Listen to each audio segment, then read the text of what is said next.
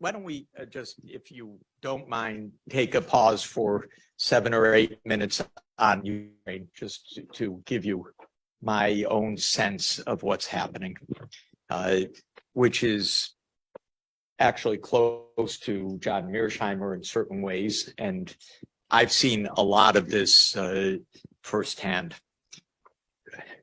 Basically, the idea that this is a provoked war is an idea that the United States acted in a way which Russian leaders understandably viewed as deeply threatening Russia's security. I believe that to be the case. And that goes back 30 years now. And so let me explain briefly. Gorbachev was a miracle for the world because he believed in unilaterally disbanding the Warsaw Pact military alliance of the Soviet Union and making a peace between the Soviet Union and the West meaning the United States and Europe, basically. And this was a dream unimaginable, really, that this could happen.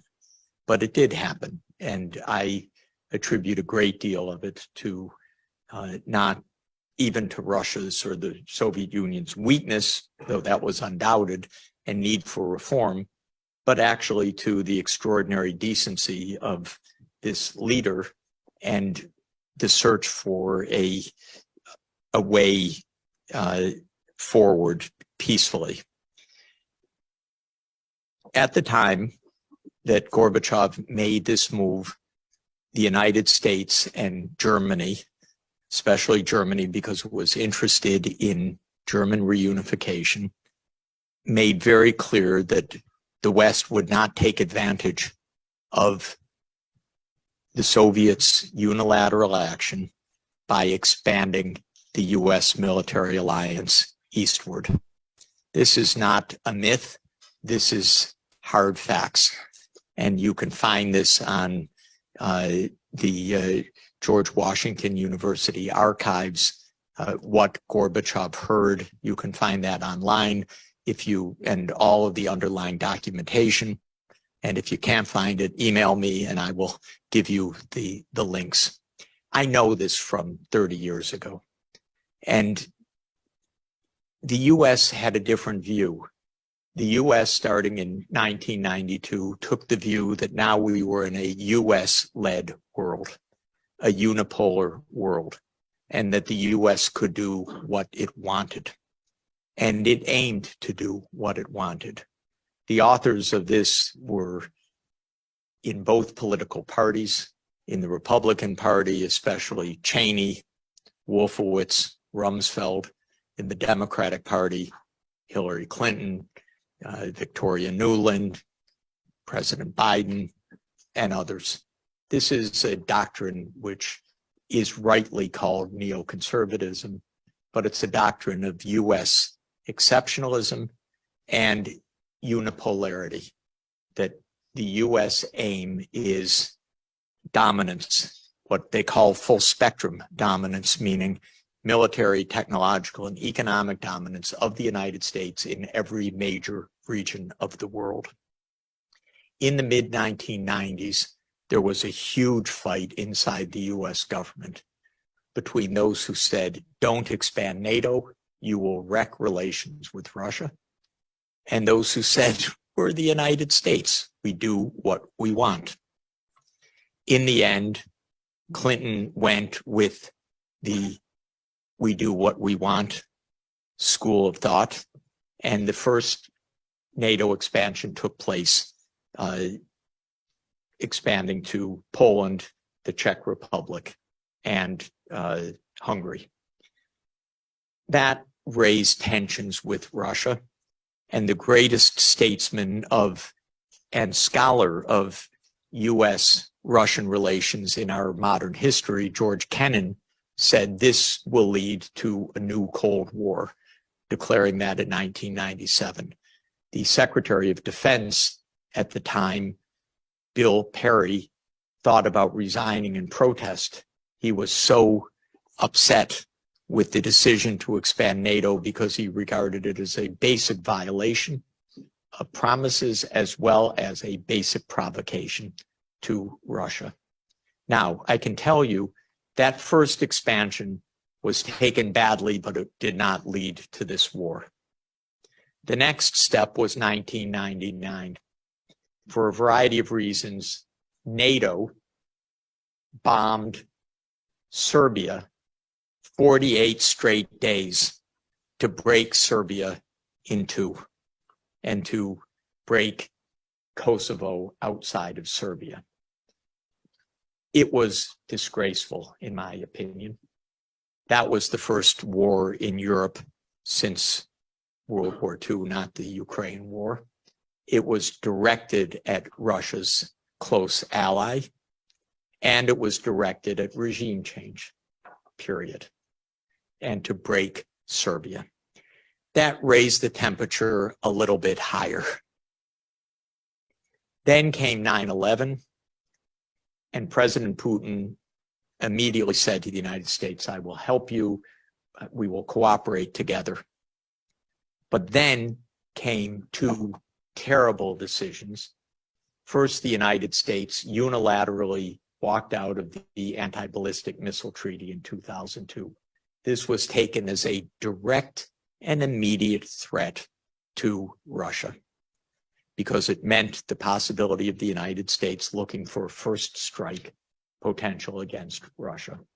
It was a unilateral action by one of our worst governments in our modern history. I keep saying that, they keep getting worse. So, but at the time I thought this is pretty bad, George W. Bush Jr. Then in 2003 came the completely unprovoked Iraq War on completely false pretenses, cooked up phony intelligence to launch a war of regime change again. That raised temperatures further. Then in 2004, the United States expanded NATO 7 times to Lithuania, Latvia, Estonia, Romania, Bulgaria, Slovakia, and Slovenia. If you look at a map, it's like the water rising. ABM treaty, bombing Serbia, NATO expansion to the Black Sea, to the Baltics. Temperatures are getting very high. And in the 2007 Munich Security Summit, Putin said, stop, you are threatening our core security, stop. So what did the United States do? In 2008, it said, we will expand NATO to Ukraine and to Georgia. Take a look at the map to understand what this is about. The goal is to surround Russia in the Black Sea. This is an explicit understanding because then you have Ukraine, Romania, Bulgaria, Turkey, Georgia, completely surrounding the Russian fleet in Sevastopol. That's the goal.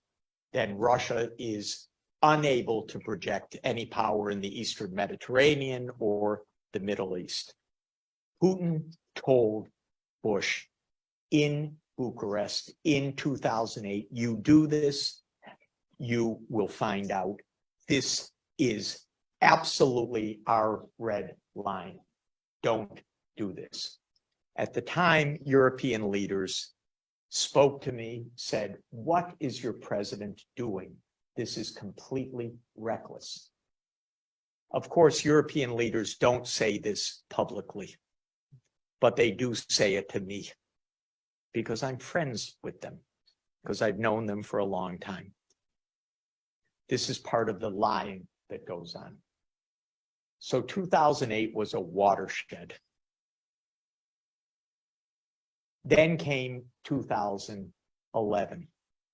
In 2011, President Obama instructed the CIA and other parts of the US government to overthrow Bashar al-Assad in Syria. This was a US regime change operation. the war broke out because of the United States arming a mercenary army together with Saudi Arabia to overthrow Assad. There would have been no war but for the United States. In 2012, the UN negotiated an end to the Syrian war. It was rejected by one country, the United States, because the US said, we insist on regime change as a predicate for ending this war. None of this you will find in the media, because by now the media have stopped reporting almost any truths that are inconvenient. I know this firsthand from the highest authorities. Then in 2014, the United States helped to overthrow the Ukrainian government. Have no doubt about it. You can even listen to the tape of Victoria Nuland, who was then the Assistant Secretary of State, speaking to the US ambassador in Ukraine, Jeffrey Piat, about who's going to come into the government 2 weeks before the overthrow. I know firsthand about this.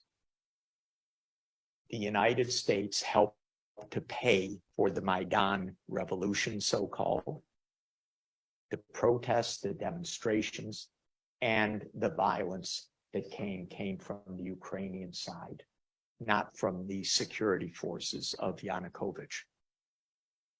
This was a coup. This is important to understand, because those are the first shots of the war. A US overthrow, or a US supported overthrow of the Ukrainian government. Now, what was Yanukovych doing that was so upsetting to the US? He was pursuing neutrality. He was against NATO enlargement. And the US overthrew him, and a very Russophobic, highly nationalist government came into power with the US backing the next day, ended the neutrality, even passed a law outlawing the Russian language one day, though not implemented. But that was the beginning of the war. The month after, Russia retook Crimea. Many Russian forces in the Ukrainian military broke away from the military, took their equipment, and started the insurrection in Lugansk and Donetsk. These were Ukrainian weapons that came from contingents of the Ukrainian army. The fighting started in eastern Ukraine at that time.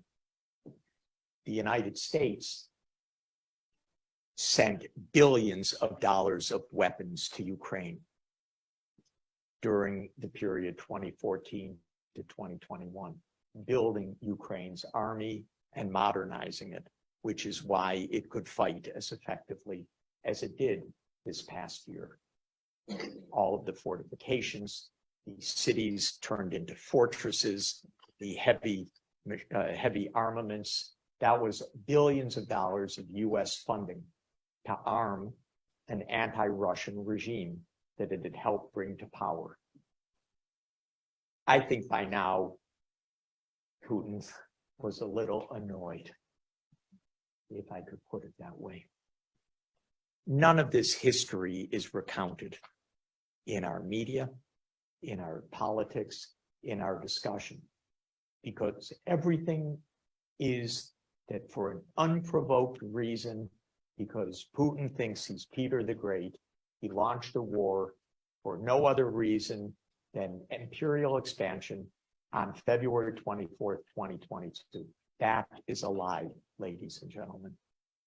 This goes back 30 years, and the United States has behaved horribly because the US should not move its military alliance to the more than 1,000-kilometer border of Russia.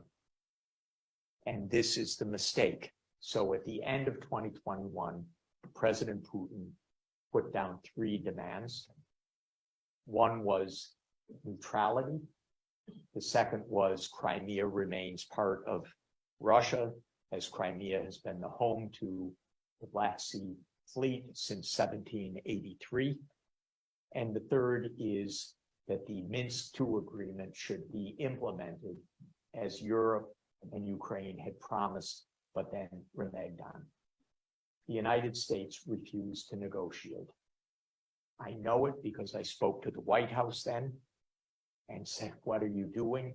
This is the basis for peace. You can avoid this war. Just make clear NATO is not enlarging and the war will not happen.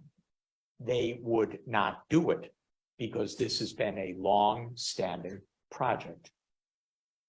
Then they say, this has nothing to do with NATO. If it has nothing to do with NATO, all the United States has to do tomorrow is to say, NATO is not enlarging. Then we can test that theory versus my theory. But they won't say it. Why? Because they haven't thought about it? I don't think so. Because they have an intention to expand NATO. And that is the goal. And if it's not the goal, then they are so unbelievably irresponsible not to have tried the alternative that it is unimaginable. This is not to justify an invasion and the killing. It is to help you understand it. And most importantly, it is to help you to understand that there's a way for this war to end. That's the point. The way for this war to end, in my view, is President Biden picks up the phone and says, President Putin, NATO will not expand to Ukraine. Now let's talk. I may be wrong, but without trying that, I find it an egregious destruction of Ukraine, first and foremost, that's going on. I am not pro-Putin. I am pro-Ukraine. I want the killing to stop. I want us to try to end this war. I want us to understand the basic reason for this war, or if it's not the reason, to prove it. And this comes to your excellent question. Most of the world leaders I know around the world believe this is a war of NATO expansion. They believe this is a US-Russia proxy war. Maybe it's not. But then the United States has been the most failed diplomacy in the whole world. Because if really this is not right, all they have to do is say it.